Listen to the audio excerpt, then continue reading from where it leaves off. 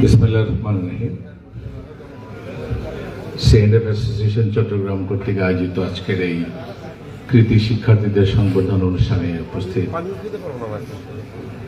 যাদের জন্য এই আয়োজন, আমাদের ছাত্রছাত্রী ভাই বোনেরা এবং তাদের সকল অভিভাবকবৃন্দ, সিএনএফ অ্যাসোসিয়েশনের নেতৃবৃন্দ এবং আমাদের মঞ্চ উপবিষ্ট বিশেষ অতিথিবৃন্দ, আমাদের কাস্টমস এবং ট্যাক্সের কমিশনার বৃন্দ, শুভ বিকেল, আসসালামু আলাইকুম।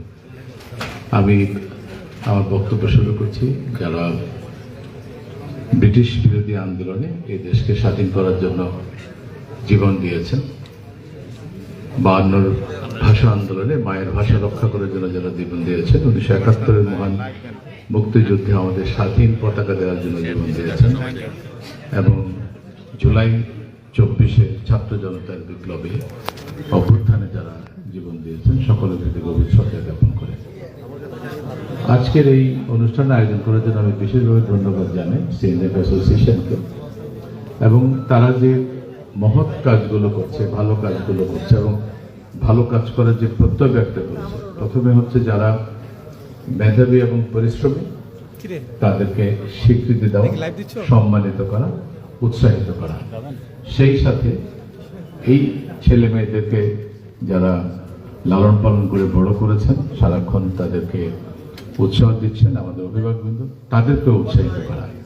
ভবিষ্যতে আরো ভালো ভালো কিছু প্রকল্পের কথা বলা হয়েছে যে তাদেরকে স্কলারশিপ কিভাবে দেওয়া যায়, সে কারণে আমি তাদেরকে ধন্যবাদ জানাই। আমি মনে করি এটা আমাদের মানবিক দায়িত্ব, যে আমরা আমাদের সামাজিক দায়িত্ব, যেহেতু মানুষ সমাজবদ্ধ জীব, মানুষ কখনো একা চলতে পারে না।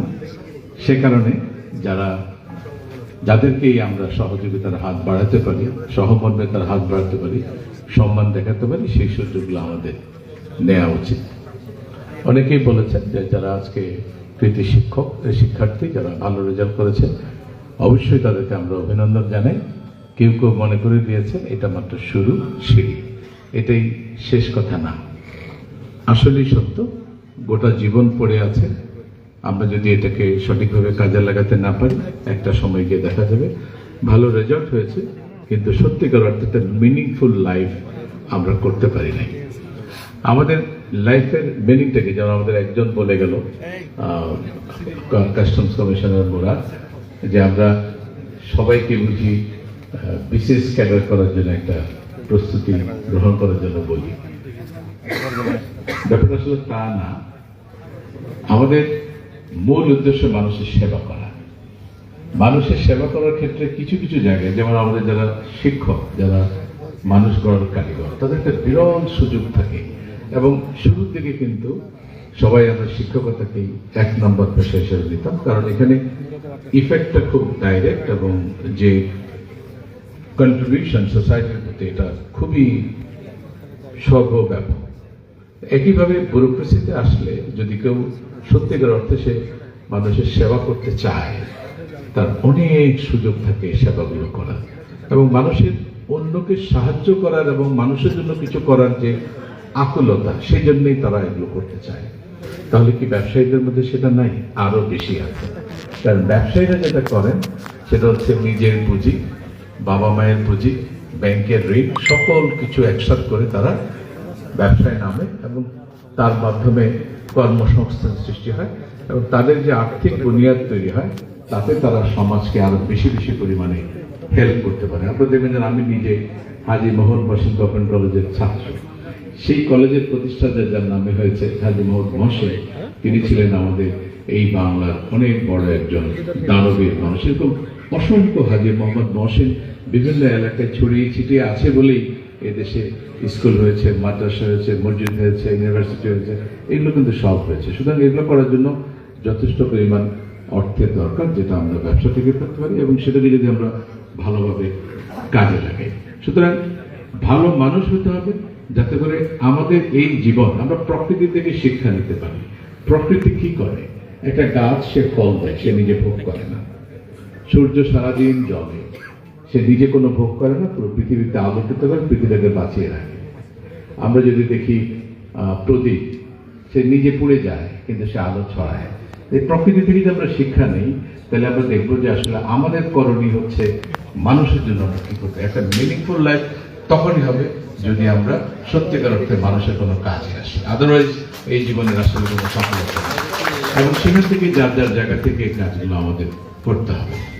আর মেধাবীদের প্রতি আমার একটা নোট অফ কশন আছে, সেটা হচ্ছে যে আমি মেধাবী এই জন্য গর্ব করার কোনো সুযোগ নাই, কারণ মেধাটা তৈরি করা যায় না, এটা গড গিফটেড, আল্লাহ প্রদত্ত, এটা মহান রব্বুল আলামিন আমাদেরকে দিয়েছে, সেই জন্য আমরা তার কাছে সারাক্ষণ কৃতজ্ঞতা প্রকাশ করব।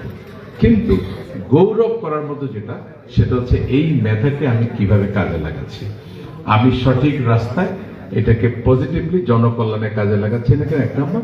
দুই নম্বর হচ্ছে আমার কঠোর পরিশ্রম, যেখানে আমি কৃতিত্ব নিতে পারি, সেটা হচ্ছে আমার মেধা একটু কম, অথবা আমি খুবই মেধাবী, কিন্তু মেধাবী হওয়ার কারণে আমি কোনো অলসতা করিনি, আমি প্রতিটা সেকেন্ডকে কাজে লাগিয়েছি, আমার পূর্ণ উদ্যম, যে ক্ষমতা আছে সেটাকে পুরোটা কাজে লাগিয়েছি। এই জায়গাটা আমি ক্রেডিট নিতে পারি যে আমি পরিশ্রম করেছি, আমি কাজে ফাঁকি দিই না, আমি পড়াশোনায় ফাঁকি দিই না, আমাকে যে দায়িত্ব দেওয়া হয়েছে সেই দায়িত্বটা আমি পরিপূর্ণভাবে পালন করতে পারি। এটা গর্ব করার মতো, কারণ এটা আমি নিজে করেছি, এটা আমার উপরে অর্পিত হয়নি, কিন্তু মেধার জন্য গর্ব করার কিছু নাই। তো এইটা খুব আমাদেরকে সিরিয়াসলি দেখতে হবে। আরেকটা বিষয় হচ্ছে যে আমি যত মেধাবী হই না কেন, আমি যদি এটাকে কাজে না লাগাই, এটা একসময় না একসময় ভোতা হতে বাধ্য। আমরা অনেক মেধাবীকে দেখেছি যারা শুধুমাত্র সঠিক রাস্তায় ছিল না এবং কঠোর পরিশ্রম করে নাই বলে তারা পরবর্তীতে ভালো করতে পারে না। এটা অনেকটা ইস্পাতের মতো, এই ধাতুটা খুবই ধারালো, কিন্তু যদি এটা আমাকে ব্যবহার না করি এটাতে জং ধরে যাবে। সুতরাং আমাদের ছাত্রছাত্রী ভাইরা যারা আজকে সংবর্ধনা নিচ্ছে, তাদের প্রতি আমার অনুরোধ থাকবে যে আমাকে আল্লাহ রাব্বুল আলামিন যে সম্পদটা দিয়েছে, যে ক্যাপাসিটি দিয়েছে পরিশ্রম করার, এটার উপর আমার পূর্ণ নিয়ন্ত্রণ থাকতে হবে, পূর্ণ আস্থা থাকতে হবে। আমরা যদি এটা সঠিক ব্যবহার না করি তাহলে কিন্তু আমরা এক সময় না এক সময় আমরা হারিয়ে যাব। এই বিষয়টা আমাদেরকে খুবই খেয়াল রাখতে হবে, এবং এটা যদি আমরা সঠিকভাবে করতে পারি তাহলে আমরা অনেক অনেক অনেক দূরে চলে যেতে পারবো। আমাদের এক বোন সুলতানা, সে একটা কথা বলেছে যে আমরা যেন ফোকাস থাকি, এটা খুবই গুরুত্বপূর্ণ, যে আমার মনোযোগ যেন কেউ নষ্ট না করতে পারে।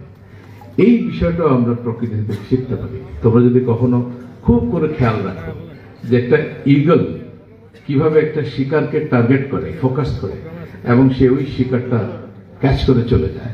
সে যখন টার্গেট করে অনেক উপর থেকে সে ধীরে ধীরে ধীরে নিচে নেমে আসে, পথে ঘাটে তাকে অনেকে অনেক বিরক্ত করে, কাক তার পিঠে চড়ে, তার পিঠ ঠোকরায়, নানাভাবে তাকে তার ফোকাস নষ্ট করার চেষ্টা করে, কিন্তু সেই ঈগল সে কিন্তু ওই কাকের দিকে তাকায়ও না, ডিস্টার্বও ফিল করে না, মনোযোগও দেয় না, তার ফোকাস থাকে ওই যে একটা মাছকে সে টার্গেট করেছে সেটাকে ধরে নিয়ে আসা।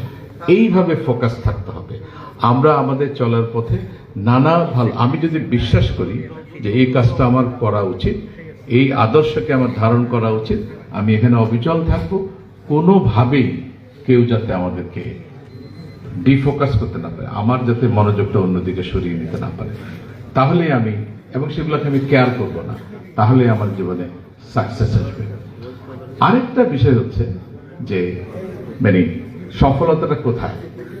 আমি ব্যক্তিগতভাবে যেটা বিশ্বাস করি, আমরা এখানে যারা আছি এক একজন এক এক দিকে যাব। কেউ হয়তো প্রশাসনে কাজ করব, কেউ হয়তো চিকিৎসায় কাজ করবে, কেউ হয়তো ইঞ্জিনিয়ারিং এ কাজ করব, কেউ হয়তো ব্যবসায়ী হব, কেউ হয়তো সমাজ কর্ম করব, কেউ হয়তো পলিটিশিয়ান হব,